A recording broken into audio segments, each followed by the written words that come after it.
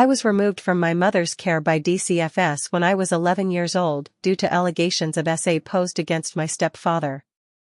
He was convicted of those crimes, but took a plea deal, which meant he'd be out by the time I was 13, and from what I can remember, I don't even know that he served those 2 full years anyway. I was his primary victim. I don't remember how old I was when it started, but the earliest he admitted to was when I was 8. I don't know if my mom knew before DCFS got involved or if she found out afterwards, but now I don't think it would have mattered to her if she was aware. After being put into temporary custody of the state while the legal issues were sorted out, eventually I was placed with a relative and her husband, who later adopted me when it was clear my mother wouldn't be getting me back. My adoptive parents put me in therapy, got me the help I needed, did everything they could to make me feel safe again.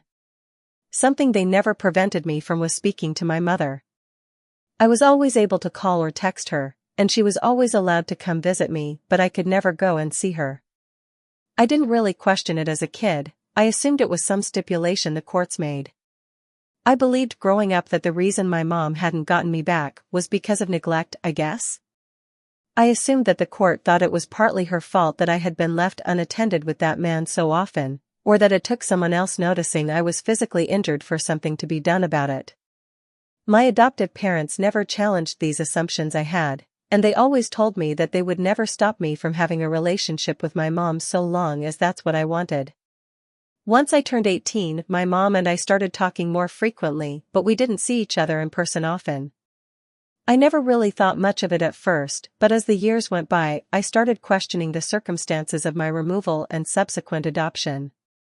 I was confused as to why a woman with no prior issues with the law would have had her child taken from her in such a cut and dry way. I decided to ask my adoptive parents about it, and they very gently informed me that my mother was told that in order for her to regain custody of me, her husband, my abuser, would be required to leave the home, and could not under any circumstances come near me.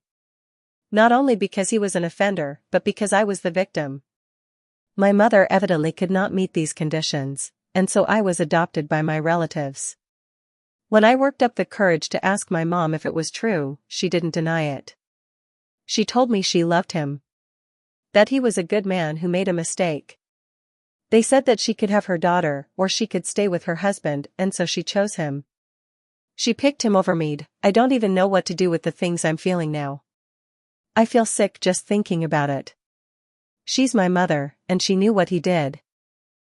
He was convicted of sexually abusing her 11-year-old child, and she refused to leave him. For the past 12 years, she has willingly slept in a bed next to the man that assaulted her daughter. She has stayed married to the man who hurt me. My adoptive parents said they were advised by the therapist to let me figure it out in my own time, as my mother, despite picking that man over me, never made any move to have me near him again. She just wasn't willing to make him leave so that I could be with her. Evidently the therapist thought it would be more detrimental in the long run to keep me from communicating with my mother entirely. None of that makes me feel better. The past 2 days have felt like a nightmare. I don't understand how she could stay with him. I don't understand why she chose a monster over her child.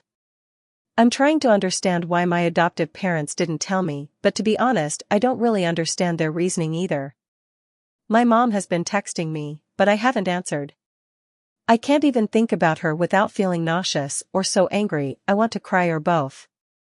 My adoptive parents keep checking in on me, but LVE only answered the phone for them because I don't want them to drive here out of concern. I really don't even know what to do anymore. Edit, I said this in a comment, but I thought LD clarify here too. I'm not necessarily mad at my parents, I'm just overwhelmed with the reality of this situation. I don't know how I feel, but I know I need time to feel it. I am still in therapy, which is related to the abuse I experienced, so I do have a professional to rely on for guidance if I need it. And I don't think I'll ever be able to speak to my mother again. I can't get past this to forgive her or understand her reasoning, and I'm not sure I will ever want to try update. Hello, I guess I wanted to write a little bit of an update. I didn't expect that many people to see the post. Honestly, I just needed to vent and I didn't want to dump any of that on my friends or family. I had a therapy session earlier in the week, so I was able to bring this revelation up to my therapist and we're going to work on ways to help me through processing this. That's obviously something that's going to take time, but I'm sure eventually I'll find a way to live with it, I guess. Right now, I still don't know how to unpack any of the feelings I have about this. I do understand why my adoptive parents went about it the way they did. In the moment, being given that information was just a lot to comprehend/deal with, and I felt betrayed. Not necessarily by them, but I think I did put some of those feelings onto them. That wasn't really fair, and I did try to apologize, but they aren't upset with me for it, and they felt I didn't have anything to be sorry for. They know firsthand how difficult this is for me, and they told me they were already expecting the reaction I had. My adoptive mom said that if she had been in my shoes, she would have been upset too. Even if that feeling wasn't entirely directed at the right people, I did speak to them about how I felt, and I asked if they could tell me a little more about why they decided to handle it the way they did.